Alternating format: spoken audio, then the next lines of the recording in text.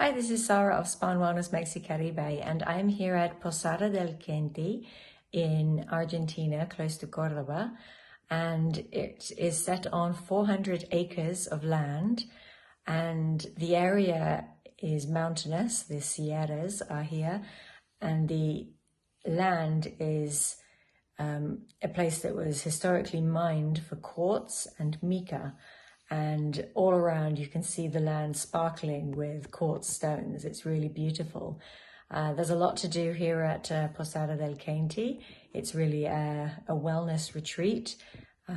There's a lot of activities through the day, like hiking, gym-based activities, yoga, activities in the water. They've got an open-air pool and an enclosed pool. And they've got the hydrotherapy area of the spa, where they have a sauna, steam room, jacuzzis, and a relaxation room with vibration therapy, which is really enjoyable and relaxing. The food here is all organic. The air here is amazing to breathe, and it really is a wonderful place for a wellness getaway.